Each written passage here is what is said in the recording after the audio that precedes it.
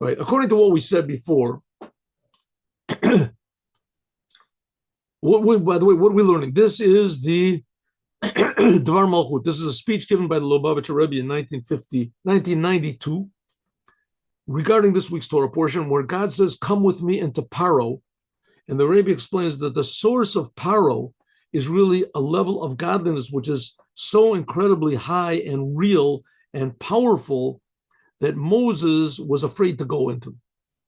And God took Moses in. Why? What was so necessary? Because that's the whole goal of creation. The goal of creation is that human beings should be connected to the essence of God, and the essence of God, should be connected to human beings. And Moses was the first human being to do this. To the degree that it's going to be that the whole entire world will be aware of what God is. The world will be healthy. The world will be happy. I think I told you this before a lot of times, but it just sort of popped up recently.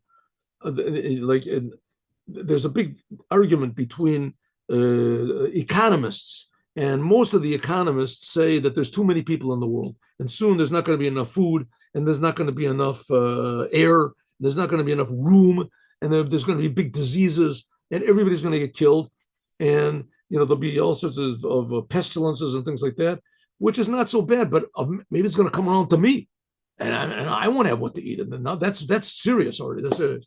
So what's the solution? Less people. We have to figure out less people.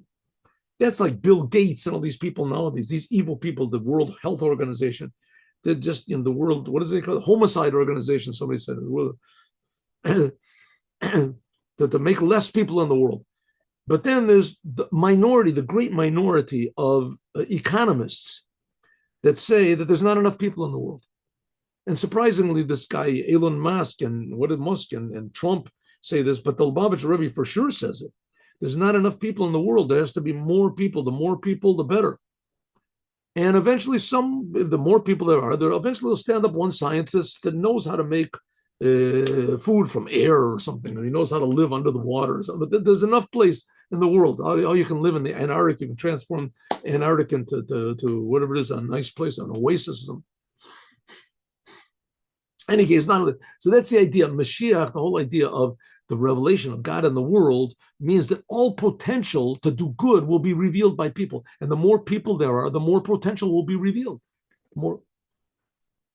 So that's the idea when Moses going into Paro means the essence of Paro is this pure revelation of godliness, even in bad things. According to that, now we can understand why Moses demanded from Paro, Moshe demanded from Paro, Ata titen biyadenu zevachim b'olos.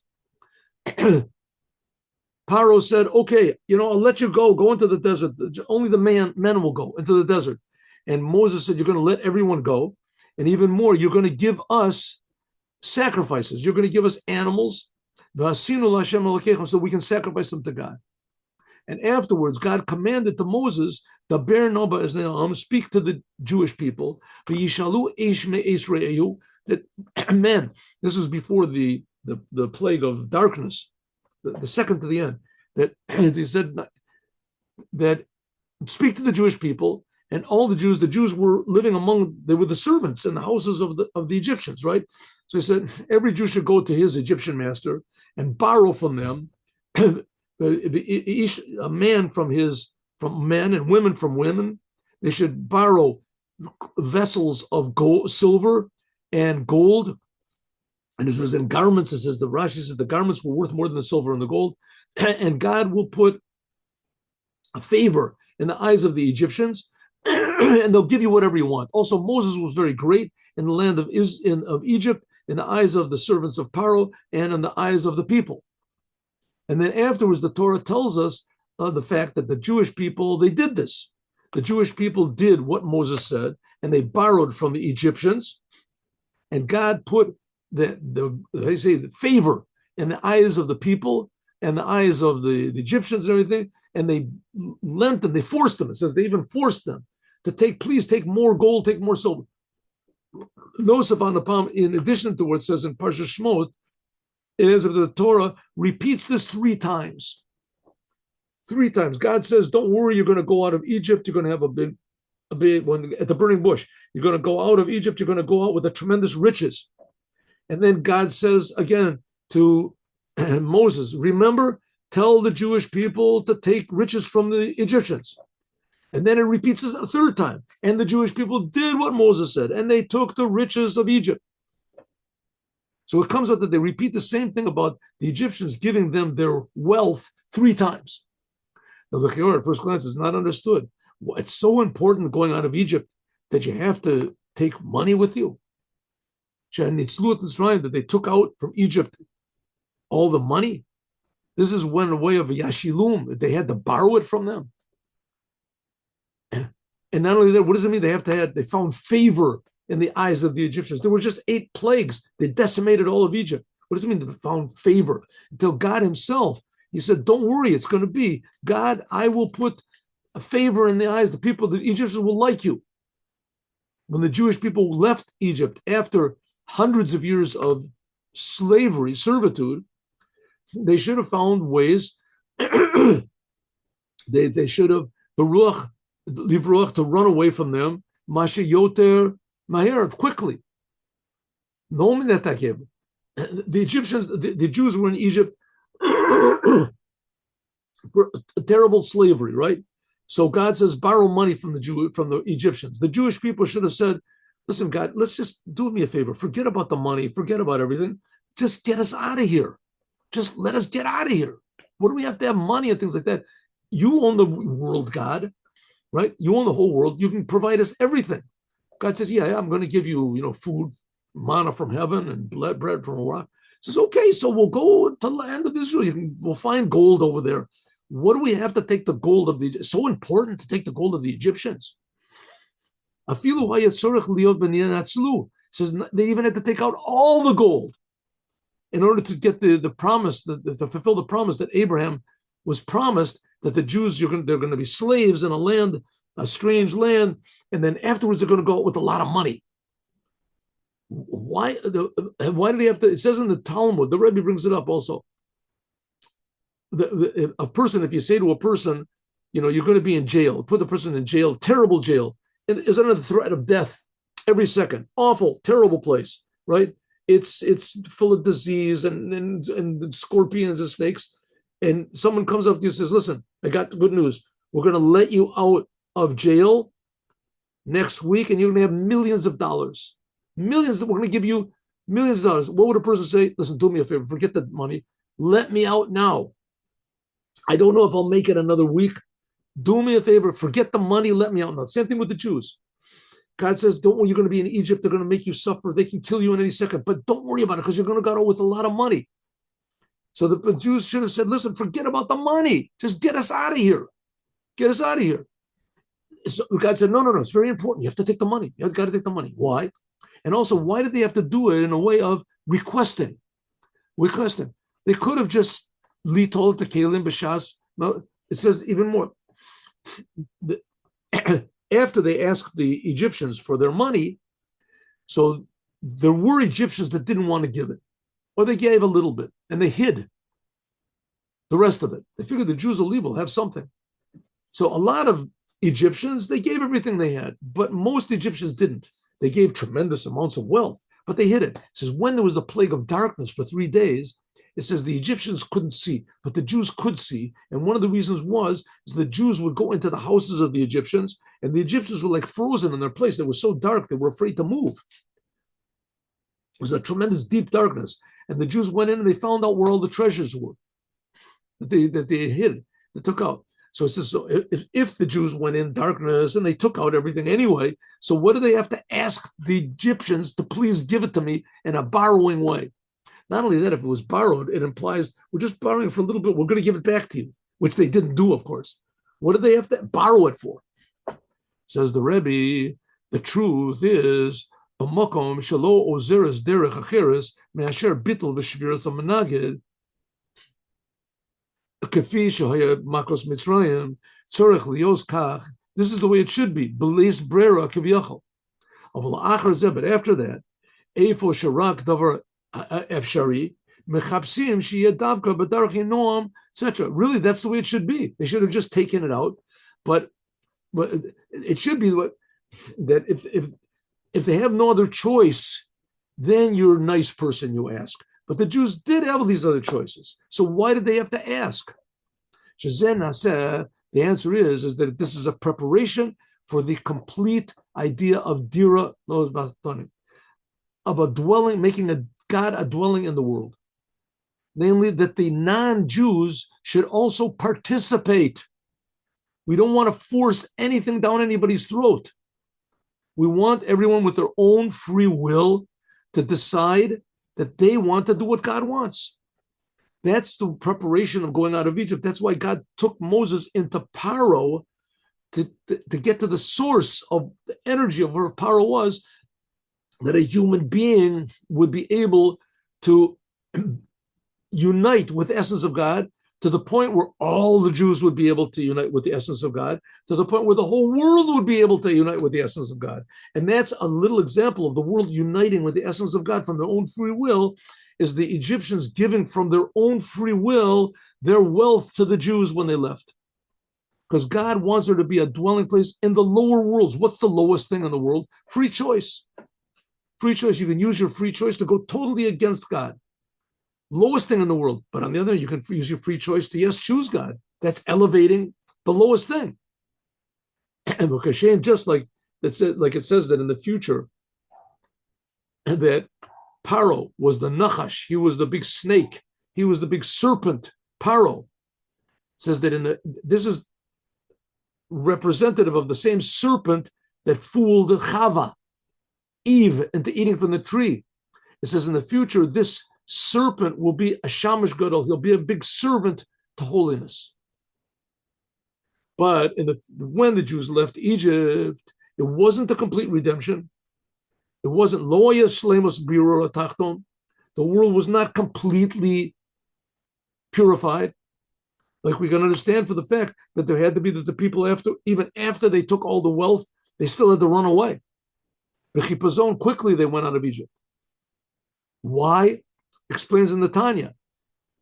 Because we see that the Jewish people, even after they left Egypt, they wanted to go back. They wanted to go back. If they wouldn't have left, if Moses wouldn't have said, hurry up, get out of Egypt, we have to run, we have to get out of here. If the Jews would have said, hey, 1 second, Moses, what do we have to run away for? The Egyptians have been decimated. Let's make friends. Let's make a peace deal. We'll take a big part of Egypt. You know what? I got a better idea. Why don't we be the masters? We'll be the masters. And the Egyptians, they'll be the servants. Huh? What do we got to leave Egypt for? We'll stay here. We'll be the masters. Says that's exactly what God is afraid of. The Jewish people, they become the masters. They'll become like the Egyptians. Right? The Egyptians will say, listen, you want to be a master? I don't have any problems with it. But, if you want to really get some success in being a master, worship this. Worship the sun god. Worship a cat. Worship a frog. Worship, what do they worship? They worship the sheep. They worshiped everything that moved, right? Worship. And you do it and it works. And it works. Like taking drugs. You take a drug, it feels good. It works. That God had to take them out of Egypt quickly, because one more second in Egypt, they would have not wanted to leave at all. Hey, we got success. We're on the top. Let's stay. If we leave Egypt, we're going to be servants of God. We're going to be, again, uncertain. Second-class citizens. First class is God. And we're number two. We want to be number one. We'll be number one. God said, that's not what I want. I don't want a nation of rulers, of leaders, of this. I want a nation of servants. Avodaye. Ki yarahu b'dayin b'tokev. Their selfishness was inside, was still powerful, the Jews. They decimated the Egyptians outside, but the Egypt inside of every Jew was still in its power. Moving like it's understood that after it says the Egyptians ran after them. And the going out of Egypt wasn't complete until after the splitting of the sea, when they saw all the Egyptians dead on the shore. The completion of the refinement of the world, not just of Egypt, will be only in the end of this exile that we're in now. Then the world won't oppose us anymore. We won't want to join into the world. I mean, it's being forced down our throat a little bit now, but we see what's going on in the world. We see what's going on in the world. Israel is just trying everything that they can that everybody should like us. We want to be liked. Why don't you like us? United Nations will make concessions. We'll do whatever you want to. We'll be nice guys, right?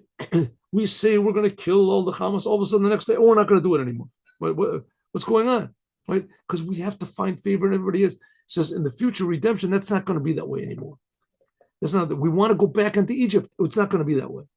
It'll be Israel. And the prophet Micha says, just like the days when you left Egypt, I'm going to show you even bigger miracles. Bigger miracles. Not only the Egypt from outside won't threaten you, but the Egypt inside will not threaten you.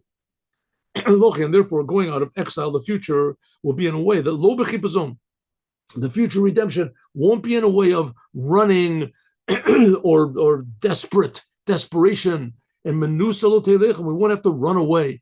Ki et ruach hatuma, because the spirit of impurity, I will pass away from the world. You look at a person, you won't think, maybe this guy wants to kill me. Maybe he wants to steal from me.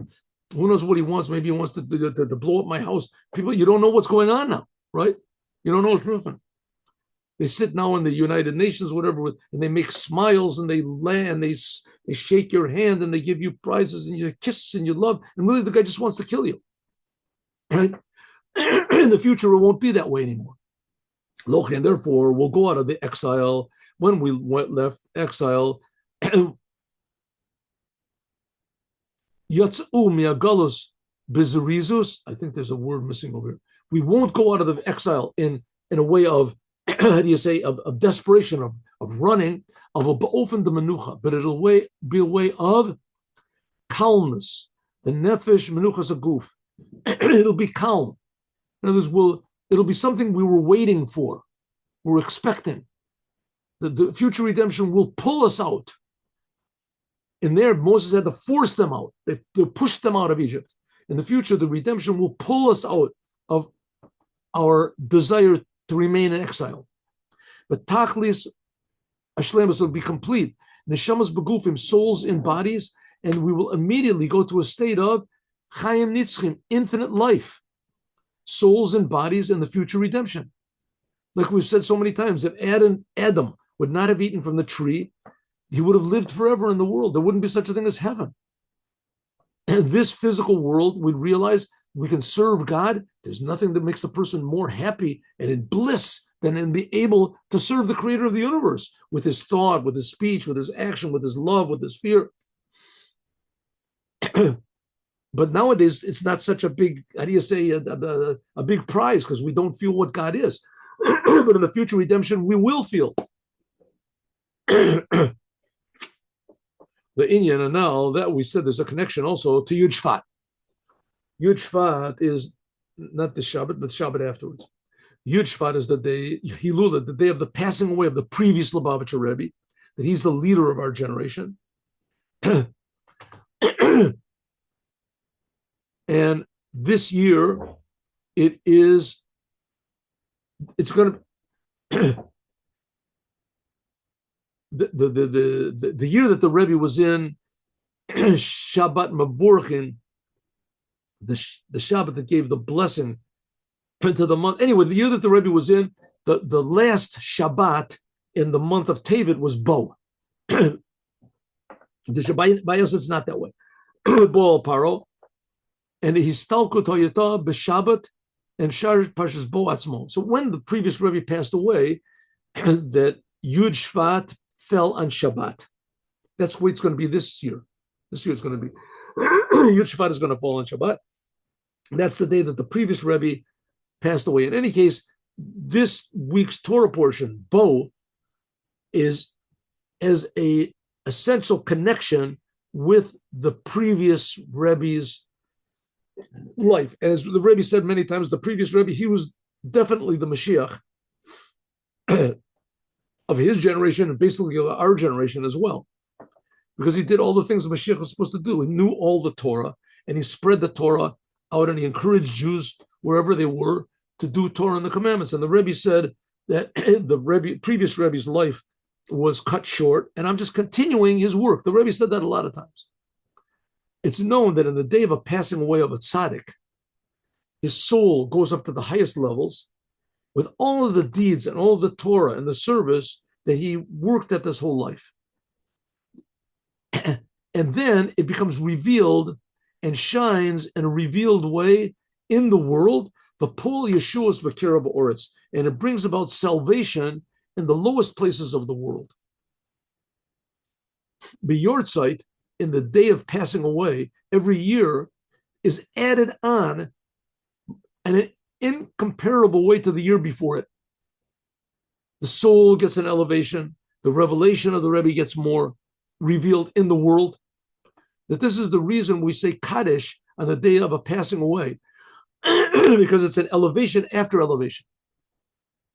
Or the way that our Torah says is on Yud Shvat, there is made by the Bal Hilula, previous Lubavitcher Rebbe, who the previous Lubavitcher Rebbe, he was the Moses of our generation. Let's maybe have a picture of him. We had it before, but let's just do it again. We've done it a lot of times. Here we go. 1 second. Hey, Yosef. Here we go. Here we go. No, that's not what I want. Say 1 second. 1 minute. 1 minute. Mistake. That's not what it said over there. There we go.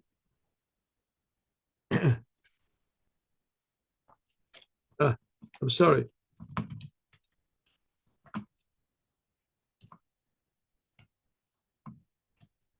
There we go. I thought this is what I was pressing. All right. There we go. Rebbe Yosef Shter, here it is. Here, see? That's the previous Rebbe. Picture of the previous. Very nice picture. Beautiful. Look at this. Beautiful. Okay. Picture of the previous Lubavitcher Rebbe. There's other pictures of him also, but this is a picture of him. But a picture of the previous Lubavitcher Rebbe. Okay, let's go back.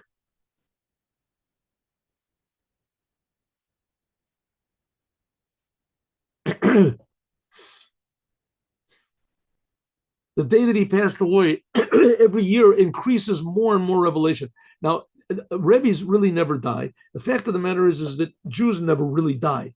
There's going to be the raising of the dead, which means we'll see that death was just a false thing. And like I said before, when Adam ate from the tree, so he brought death into the world. But death was not supposed to be an integral part of the world. There wasn't supposed to be such a thing as going to heaven. Heaven existed, but nobody would be there. The purpose is to be in the world. There's the world. And interestingly enough, nobody would die, but people would be born. It says even more people. So the world will become filled more and more and more filled with people, and there would be more and more room for revelation of God, because that's what people are for, is to reveal God in this physical world. Interesting. So that's what it means in this week's Torah portion. There is an elevation by the previous Lubavitcher Rebbe, who is the Moses of our generation. He is he's the representative, the branch of Moses of every generation. There has to be somebody like Moses, because if not, the Jewish people just get scattered like sheep without a shepherd. That he fulfilled what it says, come into Paro. The Ayalei Kodesh Baruch Hu brought him, especially on this 10th day of Shvat, brought him into chamber within chamber, higher and higher levels, into Paro of holiness. The level of Paro that from it is opened up and revealed all of the upper lights in the world. And every year, like simply this year, is added on this an elevation which is incomparable to the previous years in a greater way. We don't appreciate godliness, but if we did, we would see what the Rebbe is talking about. This revelation of coming into Paro, of the leader of our generation, that the Nasi, the leader, he's everything. This is drawn down below, and it brings about salvation in the world. It brings about a help and inspiration to all humanity to serve the Creator in the world. That by everyone in this generation, and especially those, the Moses, which is in every single Jew, souls in bodies.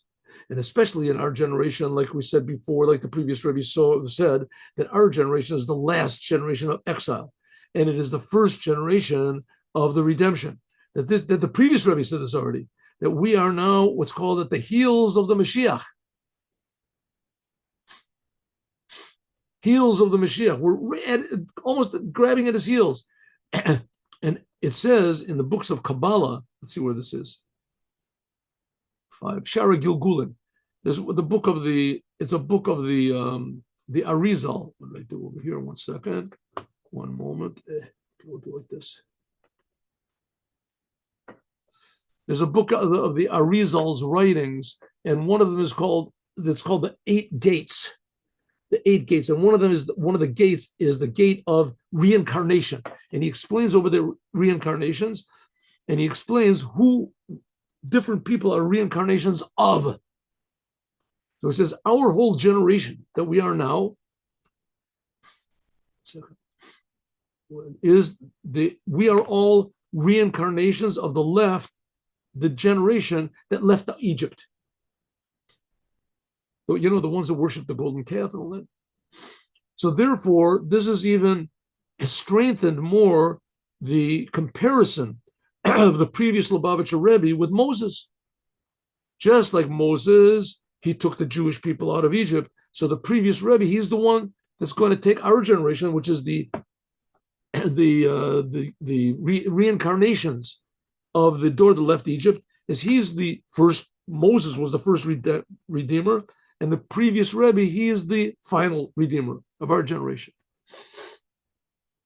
Like we said many, many times, that the leader of the generation, he's got a special connection to redeeming all the Jewish people, especially this generation and of all the previous generations, the Geula in a true redemption and a true revelation of truth and reality. And for that's hinted at the previous Rebbe's name. The previous Rebbe's name was Yosef Yitzchak. Yosef is because he is atid, going to. Hosif means to add on and redeem all the Jewish people. Just like Moses took them out of Egypt, like it says, Bayomahu Yosef Aron Hashem Shenis. Like it says in the future redemption, God will add on even more, raising his hand to save the Jews. So Osif means to increase, to repeat. Yosef is the first name of the previous Rebbe. Yitzchak is the name of Kol HaShomei Yitzchakli, that Rivka said, anyone who hears that I've given birth to a child will rejoice. That the shleimus tzchok, that the ultimate level of happiness and rejoicing will be in the future redemption. Then our mouths will be filled with joy. The future redemption is not going to be fire and brimstone and etc. Right? There's going to be all this scary revelations, whatever it's going to be. No, kefisha ra'u b'poel, that the service of the Rebbe, previous Rebbe, was that one of the things that really, marked his leadership was everything he did was in a happy way. Happy way. And the amazing thing was that when you think about the fact that the previous Rebbe was tortured tremendously in the course of his life, into a way that he was spiritual, like we're going to say before. We're going to say the previous Rebbe was put into prison. He was tortured in prison. And when he got out, he already began to be paralyzed. He came into America. The second time he came in, he was already in. The prison was a Russian prison. You know, he was sentenced to death. He was supposed to be killed any second. And it was cold and it was miserable. They put him into some sort of a small tube, a room. There was like a tubular room with all sorts of creeping things on the wall, up to his knees in muck. They stayed there. They beat him. They did this. He came to America. He already had Parkinson's. He was already tremendously challenging. And maybe the worst tortures of all was when, before they put him into prison, he had to send his Hasidim to spread out Judaism to places where there was almost certain tragedy. And a lot of them were caught by the Russians, and a lot of them were killed. Shot on the spot, or sent to Siberia. Nobody even knows where they are. And this is understood how it is that Espriu Kol Nahorim, that the previous Rebbe, he went to this level, the source of Paro, the source of evil, which is essentially such a good and high holy thing that it can't be contained. Can't be revealed, especially on the day when he passed away. All of this is revealed to us. Like we just finished reading, that God wants to reveal from his hidden storehouses, like the king opens up his treasure houses that for no reason does he ever open them up, but for winning the war he does. And that on the Yud Shvat is the day where we can, how do you say, chaparayim, we can get. This includes also the previous Rebbe, the conduct of the previous Rebbe in holiness, but especially in happiness. This will be drawn down to every single Jew and to all of the Jews in our generation. Souls and bodies will be able on Yud Shvat to receive these tremendous revelations. Yud Shvat is going to be not this Shabbat, coming Shabbat, but next Shabbat. Parshat B'Shalach it will be. As we'll continue, God willing, tomorrow. We should be able to finish this tomorrow, I hope. Yes. A little bit long, but we can do. Whoa. It's longer than I thought. Whoa. Oh, we'll try. We'll do what we can. This is what we're going to learn tomorrow on Friday. Now let us do the Yom Yom.